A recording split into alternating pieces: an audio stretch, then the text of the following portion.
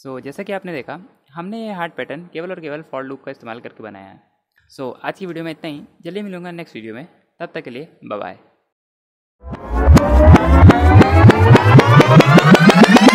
Hello friends, स्वागत है आप सभी का इंटेलीपुर में। मैं हूं आपका गाइड और आज हम पढ़ने वाले हैं लूप्स इन C++। और हम देखेंगे लूप्स के टाइप्स और उन्हें यूज़ कैसे करते हैं अपने प्रोग्राम में लॉजिक बिल्ड करने के लिए। शुरू करते हैं व्हाट आर लूप्स से। असल में लूप्स होते क्या हैं, तो इसे एक एग्जांपल समझते हैं। सपोज़ मुझे एक स्टेटमेंट स्क्रीन पे 10 बार प्रिंट कराना है।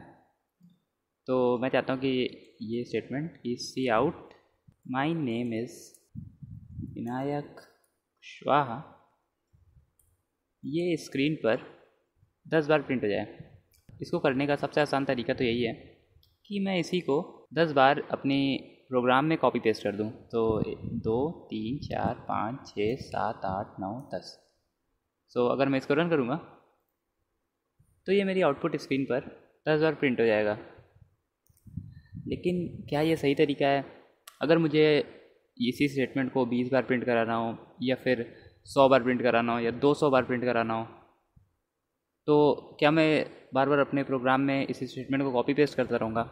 जाहिर है मैं ऐसा नहीं करूँगा। इसकी जगह पे हम यूज़ करेंगे लूप्स का।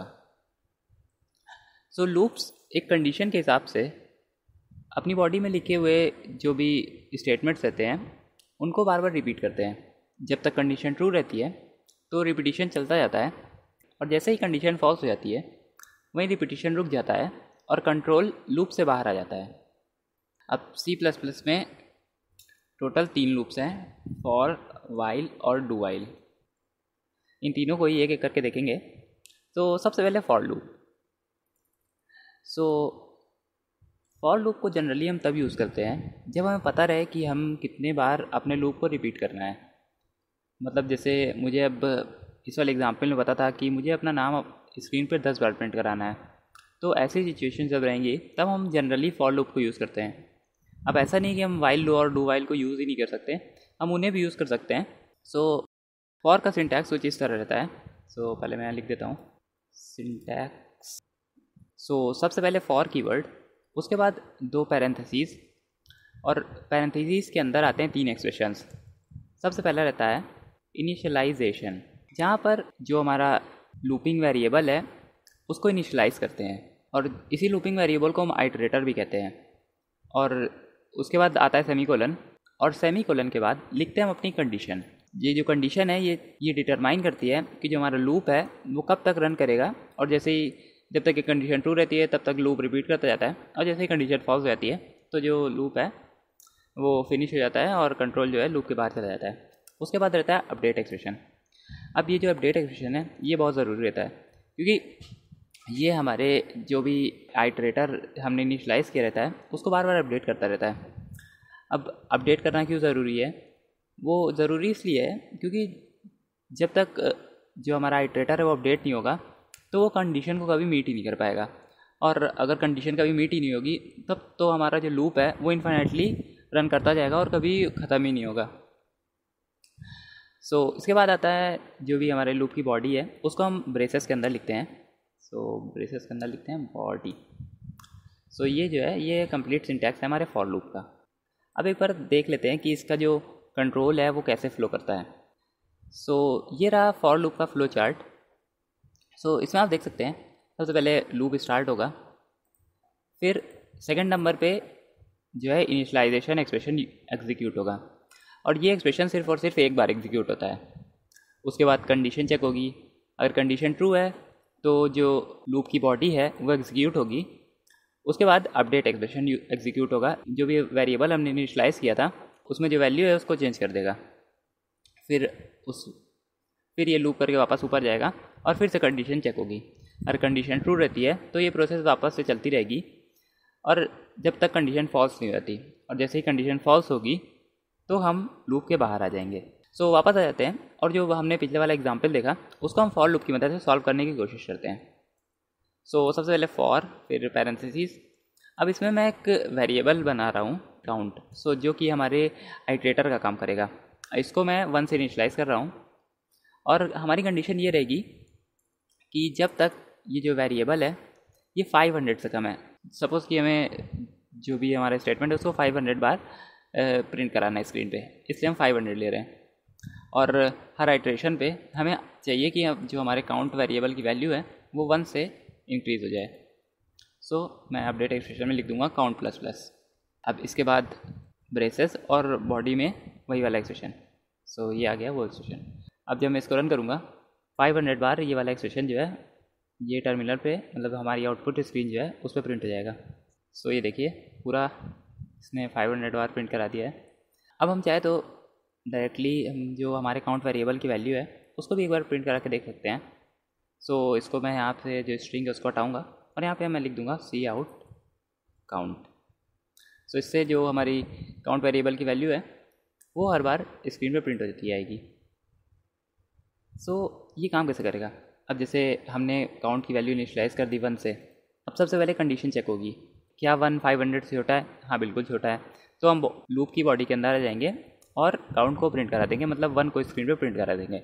उसके बाद हम इंक्रीमेंट ऑपरेटर से काउंट की वैल्यू को 1 से इंक्रीज़ कर देंगे, तो काउंट की वैल्यू हो जाएगी 2।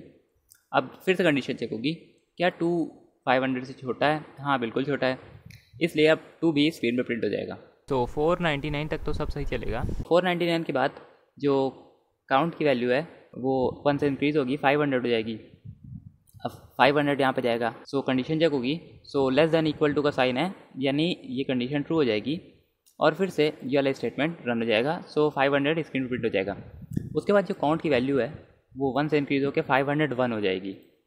अब जब ये कंडीशन चेक होगी तो ये कंडीशन फॉल्स हो जाएगी और जो कंट्रोल है वो लूप से बाहर आ जाएगा। सो अब अपडेट एक्सप्रेशन को थोड़ा चेंज करते हैं। तो काउंट प्लस प्लस की जगह कर देते हैं काउंट स्टार इक्वल्स 5, मतलब हर आइट्रेशन के बाद काउंट में 5 से मल्टीप्लाई कर देंगे। तो अब जब मैं इसको रन करूँगा तो हमारा आउटपुट आ रहा है 1 5 25 125, जो कि बिल्कुल सही है। सो इसमें हर आइट्रेशन के बाद हमारे वेरिएबल में 5 से मल्टीप्लाई होता जा रहा है और लास्ट में जब काउंट की वैल्यू 125 थी, तो उसके बाद जब उसमें 5 मल्टीप्लाई हुआ तो उसकी वैल्यू हो गई 625, जो कि 500 से बड़ा है, इसलिए कंडीशन फॉल्स हो गई और जो हमारा कंट्रोल है वो लूप से बाहर आ गया। सो ये था फॉर लूप का स्मॉल डिमॉन्स्ट्रेशन। अब हम आ जाते हैं लूप्स के दूसरे टाइप पे, जो कि है while loop. So while loop को जनरली हम तब यूज़ करते हैं जब हमें नंबर ऑफ आइट्रेशन से मतलब नहीं रहता, हमें मेन मतलब रहता है कंडीशन से। जब तक कंडीशन ट्रू रहती है तब तक हम लूप को रिपीट करते जाते हैं और जैसे ही कंडीशन फॉल्स होती है हम लूप के बाहर आ जाते हैं। इसका सिंटैक्स बहुत ईजी है। सो ये है वाइल लूप का सिंटैक्स। तो इसमें रहता है वाइल, फिर उसके अंदर पैरेंथेसिस के अंदर कंडीशन और उसके बाद जो भी वाइल लूप की बॉडी। अब एक बार इसका फ्लो चार्ट देख लेते हैं। सो ये रहा वाइल लूप का फ्लो चार्ट। तो इसमें सबसे पहले जो लूप है वो स्टार्ट होता है और कंडीशन चेक होती है।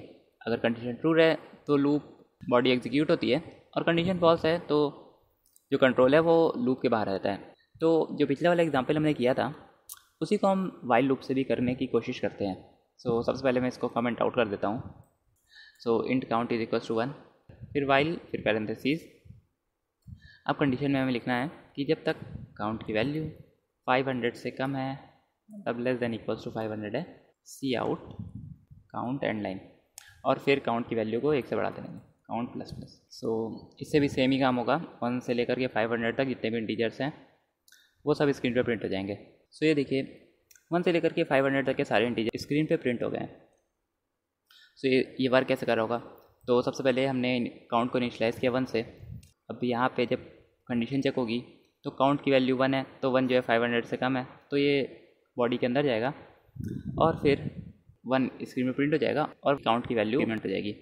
फिर से ये लूप चलता जाएगा जब तक कि काउंट की वैल्यू 500 से बड़ी नहीं हो जाती। सो ये था वाइल लूप में। सो अब हम आ जाते हैं अपने लूप के थर्ड एंड लास्ट कैटेगरी, जो कि है do while loop. So do while loop का सिंटैक्स कुछ इस तरह है। तो इसमें यूज़ होता है डू कीवर्ड, और डू के बाद ब्रेसेस के अंदर लिखी जाती है लूप की बॉडी, और बॉडी के बाद फिर लिखा जाता है वाइल कीवर्ड, और वाइल के अंदर होती है कंडीशन, और सबसे लास्ट में कंडीशन के बाद सेमीकोलन ज़रूर होता है। अब बहुत से लोग जो रहते हैं ये सेमीकोलन लगाना भूल जाते हैं, उनका जो ये डू वाइल लूप है वो एरर दिखाने लगता है। सो आप ऐसी गलती मत कीजिएगा। सो ये रहा डू वाइल लूप का सिंटैक्स। अब एक बार इसका फ्लो चार्ट भी देख लेते हैं और समझते हैं इसका जो कंट्रोल है वो कैसे फ्लो होता है। सो ये रहा डू वाइल लूप का फ्लो चार्ट। तो सबसे पहले लूप स्टार्ट होता है और बिना कंडीशन चेक हुए बॉडी रन हो जाती है। मतलब पहली बार में कोई कंडीशन नहीं चेक होती और बॉडी सबसे पहले रन हो जाती है। उसके बाद कंडीशन चेक होती है और अगर कंडीशन ट्रू होती है तो बॉडी एक बार और रन करती है, और अगर कंडीशन फॉल्स होती है तो जो कंट्रोल है वो लूप से बाहर आ जाता है। वाइल और डू वाइल लूप में बस यही एक बेसिक अंतर है कि वाइल लूप में सबसे पहले कंडीशन चेक होती है, उसके बाद बॉडी रन होती है, लेकिन डू वाइल लूप में बॉडी कंडीशन चेक होने से पहले ही रन हो जाती है। अब इसका मतलब ये है कि चाहे कंडीशन फॉल्स ही क्यों ना हो, जो लूप के अंदर जो भी स्टेटमेंट लिखा है वो एक बार तो रन करेगा ही करेगा।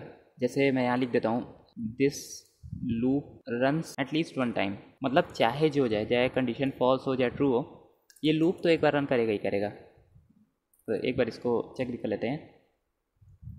उसके बाद वाइल, अब वाइल में मैं डायरेक्टली लिख दूंगा फॉल्स, मतलब जो भी कंडीशन है वो फॉल्स है। तो जब मैं इसको रन करूँगा तो आप देख सकते हैं कि जो कंडीशन फॉल्स है फिर भी जो लूप है वो एक बार तो रन कर ही रहा है। अब अगर मैं इसके अंदर इसको हटा के इसको ट्रू लिख दूँ तब तो ये जैसे सिंपल वाइल लूप है उसकी तरह रन करेगा और ये इन्फाइनाइटली मेनी टाइम्स प्रिंट करता जाएगा। सो आज की वीडियो में इतना ही।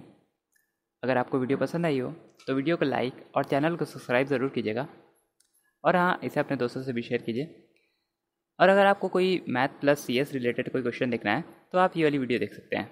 सो जल्दी मिलूँगा नेक्स्ट वीडियो में, तब तक के लिए बाय बाय।